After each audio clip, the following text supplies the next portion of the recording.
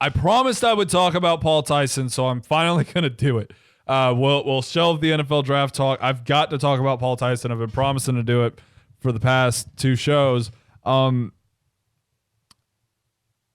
wrote the article saying that Bryce Young would, in fact, win the job outright. Like it would, like the competition is more of a formality, and it's really Bryce Young's to lose. That stems from the fact that despite being a freshman last year, in a COVID year, he still won the backup job. The only other quarterback we saw take snaps for the Crimson Tide last year was Bryce Young. That being said, Bryce Young isn't 6 foot tall.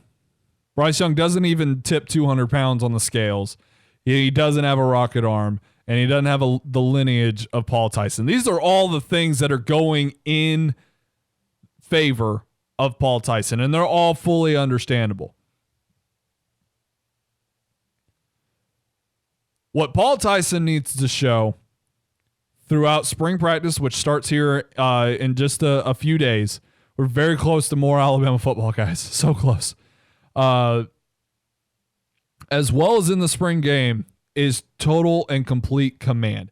He's basically got to walk out there and look like Mac Jones did in 2020. Now, listen, there were times where Mac Jones walked out onto that field in 2019 and did not look like that guy. Most notably, the Tennessee game.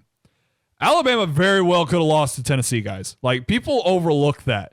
Despite Tennessee's quarterback getting injured in that game and them having to rely on Jarrett Garantano, of all freaking people, Tennessee almost won that game when Tua Tagovailoa left with that ankle injury.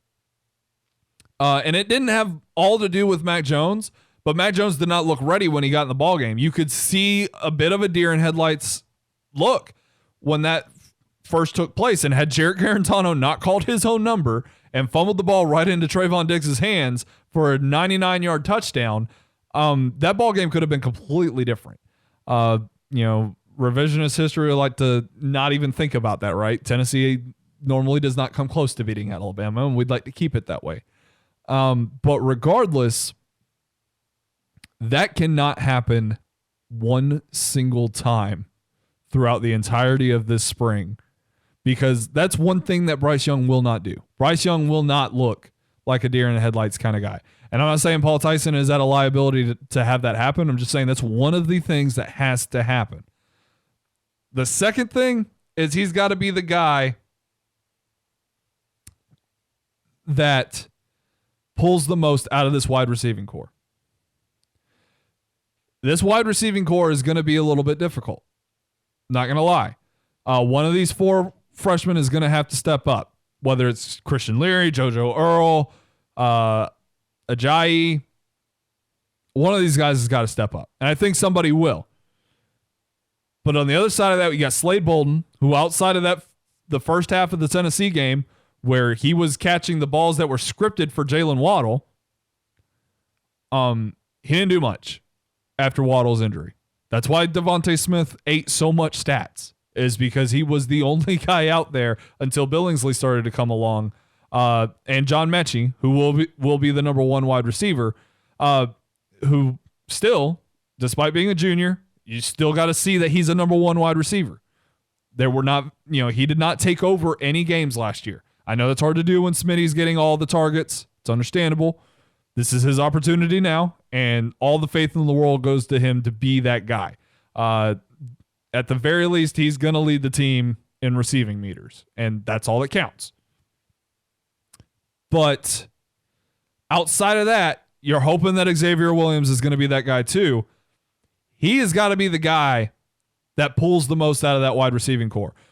Whether it's Jaleel Billingsley or John Mechie, X, one of these freshmen, or Slade Bolden, he's got to be the guy that is making these guys look better. He's always hitting them in stride. He's showing that he's got the accuracy to get it done because, like I said, he's still going to have the arm strength advantage over Bryce Young. Bryce Young doesn't have a wimpy arm by any means.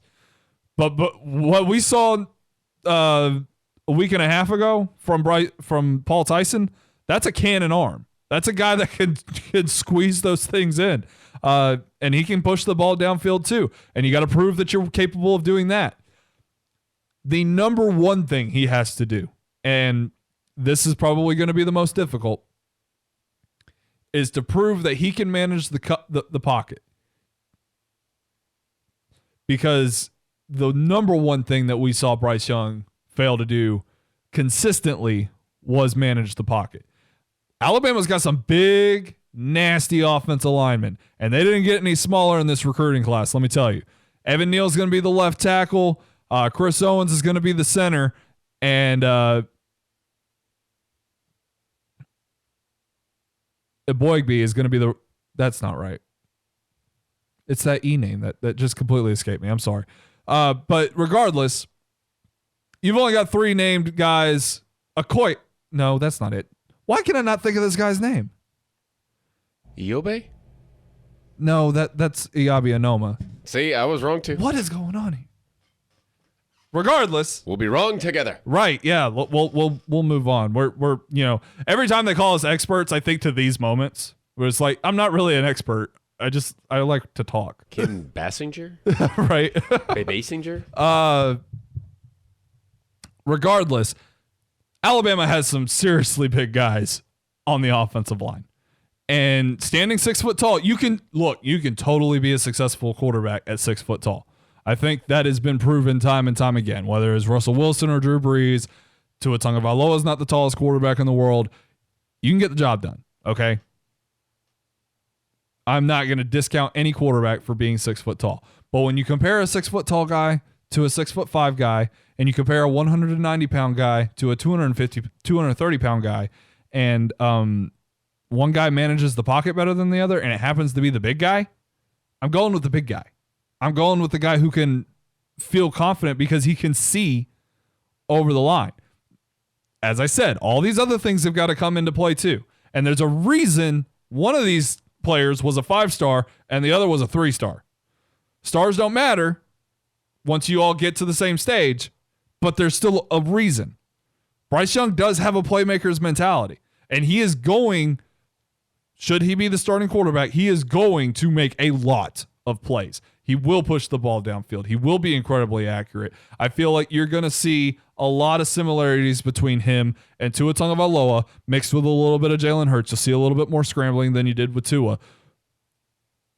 But Paul Tyson could be the first real pro-style quarterback that's got the thick body, the cannon arm, and possibly a little bit of mobility. If he can show that he can manage the pocket, get the most out of his wide receivers, and show the accuracy that it appears he has improved upon, he can win the job. I wholeheartedly agree with the idea that anybody can win this job, as long as we're being realistic and it's one of these two guys. And I think that Nick Saban will play the better player, regardless of what their lineage or what their star rating was. The best man will play. Winning the team, that takes game success. Like, you can technically win the team in the spring. That's fine. I don't think it's impossible, but you have to be successful on the field. Remember when we were talking about Blake Barnett earlier? Maybe he won the team before Jalen Hurts did, but he didn't have any on-field success. So he was gone real quick, right? That's what it takes, I think. And we'll certainly have an opportunity to see. We're getting closer and closer to spring Crimson Tide football.